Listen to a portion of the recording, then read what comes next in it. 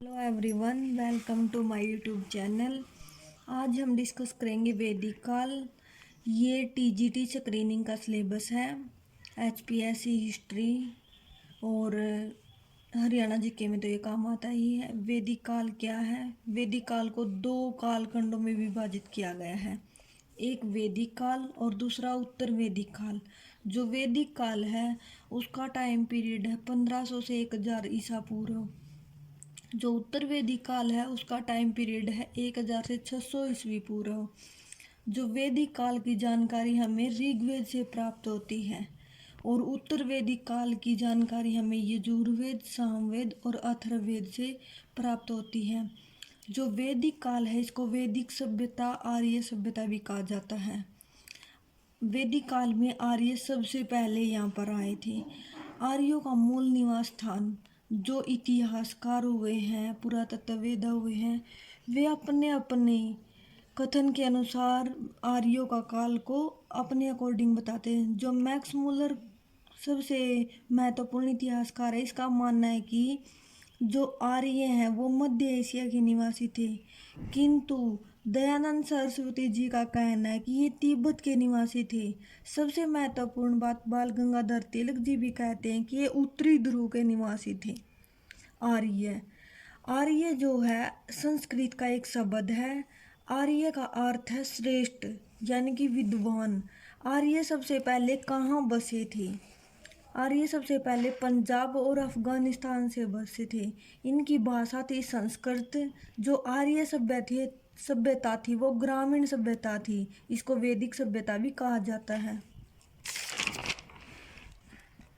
आगे आता है आर्य सभ्यता में वेद सबसे महत्वपूर्ण बताए गए हैं। वेदों की संख्या कितनी है? 4। सबसे पहले आता है ऋग्वेद, ये सबसे पुराना वेद है। उसके बाद यजुर्वेद, अथर्ववेद, सामवेद। ऋग्वेद सबसे पुराना वेद है। इसमें 10 मंडल हैं, 1028 सूक्त हैं और 10,462 रचनाएं हैं। ऋग्वेद का जो तीसरा मंडल है उसमें हमारे गायत्री मंत्र का उल्लेख किया गया है। आर्य, आर्यों के बारे में पढ़ेंगे हम। आर्य जो है प्रशासनिक इकाई, इनकी जो प्रशासनिक इकाई थी, जिनका इनसे राजस्व चलता था, वो प्रशासनिक इकाई 5 भागों में बांटी गई थी। सबसे पहले कुल, फिर गांव, फिर विष, फिर जन और फिर राष्ट्र। फिर है ऋग्वेद में कुल कितने मंत्र हैं? ऋग्वेद में 10,580 मंत्र हैं।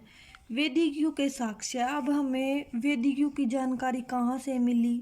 वैदिक युग की जानकारी मिले हमें साक्ष्यों से। साक्ष्य 2 प्रकार के मिले वैदिक युग में, एक साहित्यिक साक्ष्य और एक पुरातात्विक साक्ष्य। साहित्यिक साक्ष्य में हमें वेदों का ज्ञान, वेदों से हमें सारी जानकारी वेदों से प्राप्त हुई है। सबसे पहले आता है ऋग्वेद। ऋग्वेद में क्या है? ये मंत्र प्रधान है। जो सभी मंत्र है वो ऋग्वेद से लिए जाते हैं। जो ब्राह्मण हैं, शादी करवाते हैं, वो सभी ऋग्वेद को पढ़ते हैं और मंत्र ज्ञान की प्राप्ति करते हैं। उसके बाद आता है यजुर्वेद। यजुर्वेद क्या है? इसके नाम से पता चलता है यजुर्वेद, यानी कि यज्ञ विधि से संबंधित है ये।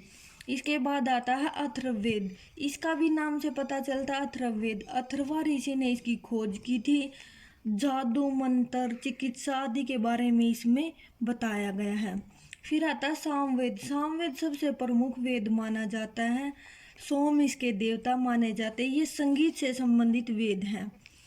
प्रत्येक वेद, जितने भी वेद हैं, इनके ब्राह्मण ग्रंथ भी होते हैं। जैसे ऐत्रेय, कौशिकी और ब्राह्मण, ये ऋग्वेद के ब्राह्मण ग्रंथ हैं। शतपथ का है यजुर्वेद, पंचविश है सामवेद का, गोपथ है, गोपथ ब्राह्मण अथर्ववेद का।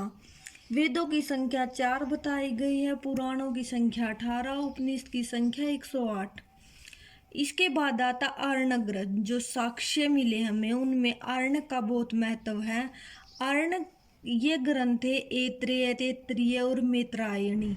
इसके बाद आता उपनिषद। उपनिषद की संख्या जो है 108 बताई गई है। ये दार्शनिक ग्रंथ है। इसमें छांदोग्य, बृहदारण्यक, कंठ आदि सबसे महत्वपूर्ण माने जाते हैं। वेदों का जो अंतिम भाग है उसको वेदांग कहा जाता है और इसकी 6 शाखाएं हैं, जो शिक्षा, कल्प, व्याकरण, निरुक्त, छंद और ज्योतिष। सबसे पहले आता कल्पसूत्र। कल्पसूत्र का भी वेदों में कल्पसूत्र का भी जो साक्ष्य मिले हैं हमें, उसमें साहित्यिक साक्ष्य में महत्वपूर्ण योगदान है। इसके भी 4 भाग हैं। स्रोत सूत्र जो कि यज्ञ से संबंधित है, ग्रह सूत्र जो कि परिवार से संबंधित है, धर्म सूत्र इसके नाम से पता चलता है जो कि सामाजिक राजनीतिक धार्मिक चीज़ों से संबंधित है, शूल्व सूत्र ये हवन कुंड से संबंधित है। इसके बाद कुछ महत्वपूर्ण ऋषि बताए गए हैं, उन्होंने कुछ रचनाएं लिखी थी, उनसे भी हमें वैदिक काल की जानकारी मिलती है। जैसे पतंजलि, इसने महाभाष्य की रचना की, पाणिनि ने अष्टाध्यायी की रचना की, यास्क ने निरुक्त की रचना की। इसके बाद आता उपवेद, ये भी बहुत महत्वपूर्ण बताया गया है। इसमें बहुत सारे ग्रंथ शामिल किए हैं, आयुर्वेद, धनुर्वेद, गंधर्ववेद, शिल्पवेद। इसमें 2 रचनाएं और शामिल कर दी गई है, पूर्व मीमांसा और उत्तर मीमांसा। अब हमने पढ़े साहित्यिक साक्ष्य, इसके बाद हम पढ़ेंगे पुरातात्विक साक्ष्य जिसे वैदिक काल की जानकारी प्राप्त होती है। भगवानपुरा ये हरियाणा में है, और हरियाणा और पंजाब में खुदाई के दौरान हमें चित्रित मृतभांड मिले हैं, जिनसे हमें वैदिक काल की कुछ जानकारी मिलती है। कुछ पशुओं की आकृति मिली है। पुरातात्विक साक्ष्य बहुत कम है, किंतु इनसे हमें वैदिक काल की जानकारी मिलती है। आगे आता जो ऋग्वेदिक काल था, जो वैदिक काल में ऋग्वेद काल को बहुत महत्वपूर्ण माना जाता है। वैदिक काल जो ऋग्वेद काल में जो समाज है वो 4 भागों में बटा हुआ था, और व्यवसाय के आधार पर बटा हुआ था। ये नहीं कि जन्म के आधार पर, व्यवसाय के आधार पर जो लोग हवन करते, यज्ञ करते, जो पुरोहित होते उनको ब्राह्मण कहा जाता था। आगे जो स्त्रीय योद्धा थे उनको स्त्रीय कहा जाता था, और व्यापारियों को वैश्य कहा जाता था, और जो सेवक वर्ग होता था उसको शूद्र कहा जाता था। इनको व्यवसाय के आधार पर बांट दिया गया। फिर आधा वैदिक काल के देवता, इंद्र देवता इनके प्रिय देवता थे। इसको युद्ध का देवता, वर्षा का देवता और पुरंदर भी कहा जाता था। अग्नि देवता को भी ये बहुत महत्वपूर्ण मानते थे, और वरुण जो कि वायु देवता थे, जो सोम देवता थे वो जंगल के देवता माने जाते थे, और मारुत जो है तूफान के देवता थे, और रुद्र जो है क्रोध के देवता माने जाते हैं। आगे पढ़ते हैं हम वैदिक काल की नदियाँ, प्राचीन नाम और आधुनिक नाम। ये बहुत ही महत्वपूर्ण है, जो कि इस प्रकार हैं। जो प्राचीन नाम थे जैसे स्तुति नदी, उसको आधुनिक नाम सतलुज के नाम से जाना जाता है, ये बहुत ही महत्वपूर्ण मानी जाती है। सोमोसा, अर्जकिया और मरुदा इनके तीनों नाम यही हैं। इसके बाद है परुषणी जो कि रावी नदी का प्राचीन नाम है। अस्कनी, चेनाब, विस्तता, झेलम, विपाशा, व्यास। इसके बाद हैं कुछ और नदियाँ जैसे त्रिष्टमा, गिलिटी, क्रूम, गोमल, गोमती और कुबा, काबुल। जो आर्यों का व्यवसाय था, जैसे हड़प्पा कालीन तो पशु व्यापार पे शामिल थी, जो हड़प्पा व्यवस्था थी, किंतु जो वैदिक सभ्यता थी वो पशुपालन पर सम्मिलित थी। आर्यों का समाज जो पितृ प्रधान था, जो परिवार का मुखिया होता था वो पिता होता था, और उसको गृहपति कहा जाता था। आर्यों का प्रिय पशु घोड़ा होता था। इसके बाद हम पढ़ते हैं षट दर्शन। ये क्या था? 6 ऋषियों की लिखी हुई रचनाएं थी, जिनको वैदिक काल में बहुत महत्वपूर्ण माना गया है। सबसे पहले कपिल ऋषि ने लिखी थी संख्या दर्शन। फिर गौतम जी आते हैं, उन्होंने लिखा न्याय दर्शन। पतंजलि ने योग दर्शन। वैशिक दर्शन कणाद जी ने लिखा। उत्तर मीमांसा वादरायण ने लिखा, और पूर्वी मीमांसा जैमिनी ने लिखा। इनके बाद पढ़ते हैं हमें जो वैदिक काल में विवाह है। 2 विवाहों को मुख्य माना जाता था, एक अनुलोम विवाह है और एक प्रतिलोम विवाह है। और इनकी मुख्य फसल या इनका मुख्य खाद्यान्न जो था, जो वैदिक काल है उसमें दास प्रथा भी विद्यमान मानी जाती है। इसके बाद वैदिक काल के बाद आता है उत्तर वैदिक काल। इसके प्रिय देवता थे प्रजापति, और इनका समाज जो है जन्म के आधार पर बटा हुआ था। जो ब्राह्मण के पैदा हुआ वो ब्राह्मण माना जाता था, स्त्रीय के पैदा हुआ वो स्त्रीय माना जाता था। इनको लोहे के उपकरण का बहुत ही महत्वपूर्ण साक्ष्य है। जो लोहे के उपकरण हैं वो उत्तर वैदिक काल के बहुत महत्वपूर्ण साक्ष्य हैं।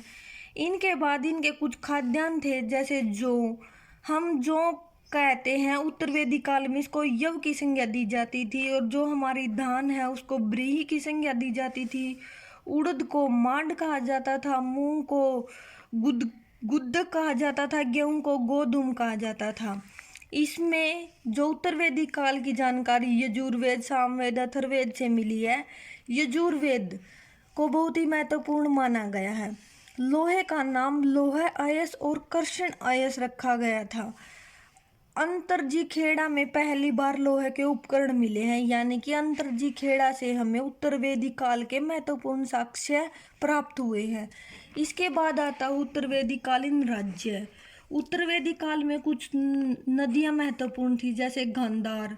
सिंधु नदी के दोनों तटों पर गांधार का क्षेत्र मिला है, और के मिला सिंधु और व्यास के बीच। मदर मिला आधुनिक शिलाय कोट के पास। कौशल सरयू नदी के किनारे मिला है, और कुरु, जिसको भरत और पुरु, ये उत्तरी दोआब के पास है। फिर आता जो उत्तर वेदिक काल है, समाज में सामाजिक स्थिति क्या थी। इसको 4 भागों में बांटा गया था उत्तर वेदिक काल को। सबसे पहले ब्राह्मण, फिर स्त्रीय, फिर वेश्या और फिर शूद्र।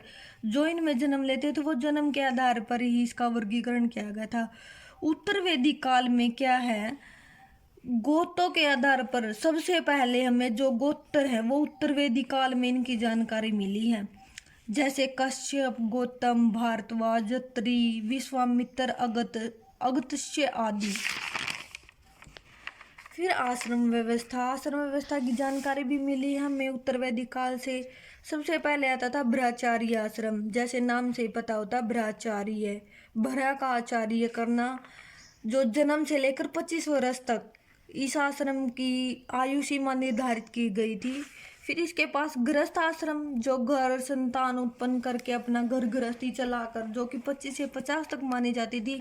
फिर वानप्रस्थ 50 से 75 वर्ष तक। फिर इसके बाद आता संन्यास आश्रम, जो कि अपने घर परिवार सभी चीज़ों को त्याग कर अपना संन्यास की ओर चले जाते थे, वो कि 75 से 100 वर्ष तक इसकी आयु मानी जाती थी। इसके बाद वृहदारण्यक उपनिषद। वृहदारण्यक उपनिषद में हमें याज्ञवल्क्य के गार्गी की महत्वपूर्ण कथाओं के बारे में पता चलता। उस कथा से हमें उत्तर वैदिक काल की जानकारी मिलती है। जो विधवा का पुत्र होता था, इसको भी दधिच्य और क्षेत्रोजिष्य कहा जाता था। संस्कारों को बहुत महत्वपूर्ण माना गया। वैसे तो संस्कार 40 होते हैं माने जाए तो, किंतु 16 संस्कार जो है प्रमुख माने गए हैं। उत्तर वैदिक काल में 8 प्रकार के विवाहों को बहुत महत्वपूर्ण माना जाता था। इसमें कर लगाया जाता था आय के ऊपर। 16वां भाग कर के रूप में लोगों को देना होता था। 12 अधिकारियों की सूची बहुत महत्वपूर्ण थी। व्यापार वाणिज्य जो है विनिमय प्रणाली के माध्यम से होता था। इनका आर्थिक जीवन जो है कृषि पर आधारित था। काठक संहिता में हमें 24 बैलों के वर्णन के बारे में जानकारी प्राप्त होती है। जो सिंचाई करते थे ये अपनी खेती कृषि करने में, वो वर्णाकूप और कुल्य के द्वारा करते थे।